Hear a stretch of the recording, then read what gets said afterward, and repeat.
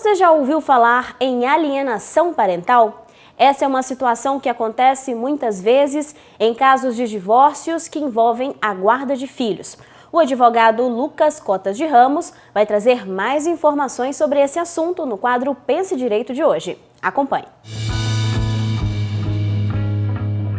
A alienação parental é uma prática que ainda ocorre bastante no Brasil. Basicamente, consiste na interferência praticada por um dos pais, os avós, os irmãos, enfim, qualquer pessoa que tenha guarda, autoridade ou vigilância sobre uma criança ou adolescente e interfira na sua formação psicológica, na formação psicológica dessa criança ou adolescente. A lei traz para nós alguns exemplos, né? A Lei 12.318 de 2010, que regulamenta a matéria, traz para nós alguns exemplos do que seria alienação parental. Por exemplo, realizar a campanha de desqualificação do genitor daquela criança. Então, muitas vezes o casal se divorcia e as crianças ficam na guarda do pai ou da mãe e a outra pessoa, o outro cônjuge, ex-cônjuge agora, que não ficou com a guarda da criança, passa a ser desqualificado por aquele que tem a guarda da criança. Então a mãe muitas vezes começa a falar mal do pai, da criança, fala de situações que nada tem relação com o convívio da criança. Uma coisa é a relação entre a mulher e o marido, aquele casamento que se dissolveu por N motivos que sejam, ou mesmo união homoafetiva, né? Uma coisa é a relação entre as duas pessoas adultas e o problema que há entre eles,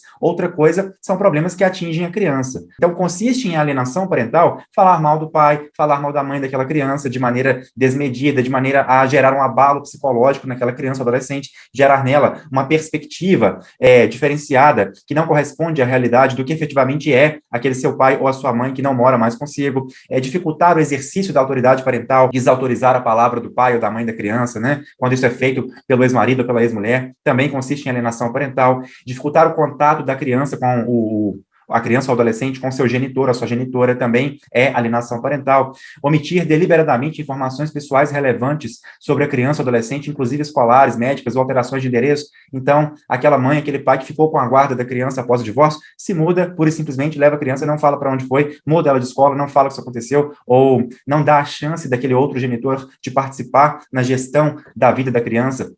Apresentar falsa denúncia contra esse genitor também é uma situação claríssima de alienação parental e que, infelizmente, ocorre bastante no Brasil, né? Muitas vezes, o ex-marido ou a ex-mulher, magoado com o término do casamento, com uma traição, alguma coisa assim, vai lá e inventa uma falsa acusação contra essa pessoa. Alguns casos extremos chega até a ser uma acusação de crime sexual para macular a honra daquela pessoa que é falsamente acusada. E a criança, então, começa a criar uma falsa memória, também é um fenômeno aqui da alienação parental, a criação naquela criança ou adolescente de uma falsa memória a respeito do seu genitor, da sua genitora.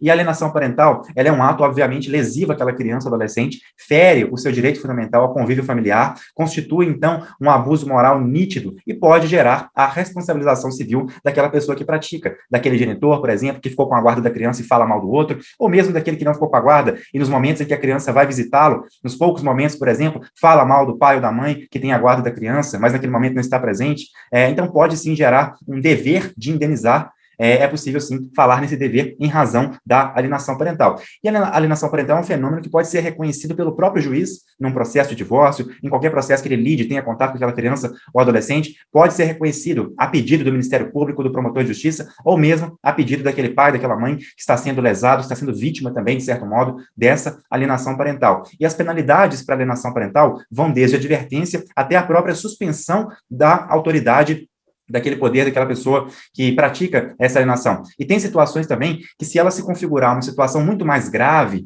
uma efetiva lesão à criança, uma lesão psicológica, digamos assim, hoje já se trabalha com a ideia de lesão psicológica, isso pode gerar até a suspensão, ou em última análise ainda, a exclusão, o afastamento, né, o cancelamento, digamos assim, a perda do pátrio poder, ou melhor dizendo, do poder familiar. Então, a alienação parental, se for tão grave e chegar a esse ponto, ela pode sim fazer com que a pessoa que efetivamente pratique essa alienação, claro que exige uma gravidade extrema para que isso aconteça, que ela seja suspensa ou até mesmo perca o seu pátrio poder ou seu poder familiar sobre aquela criança ou adolescente que está sendo vítima dessa alienação parental. Então é algo muito importante, muito sério, e é necessário que a população tenha uma consciência sobre isso, para saber identificar quando acontece, identificar quando alguém é vítima disso e quais medidas tomar em relação a isso. A principal delas, buscar o Conselho Tutelar e também buscar o Ministério Público.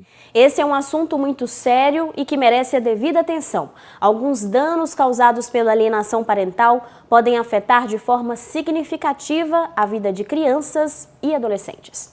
Obrigado pela sua audiência. Se gostou do vídeo, por favor, deixe o seu like e se inscreva no canal para aumentar a relevância dele no YouTube. Compartilhe o vídeo com seus amigos, colegas, comente aí o que você achou sobre o assunto abordado nesse vídeo. Assim, mais e mais pessoas terão acesso ao conteúdo jurídico aqui publicado. Clique no sininho e marque para receber todas as notificações para ser avisado assim que sair novo vídeo. Siga-me também no Instagram, onde comento alguns assuntos da área do direito, @lucascota_r1, cota com 2 T's. Se quiser contribuir sugerindo assuntos, vai no nosso site lucascota.com.br/sugerir, preencha o formulário, deixe ali um link de uma notícia, algum julgado, que nós comentaremos aqui no canal no YouTube ou no próprio site por meio de um texto. Obrigado e até mais!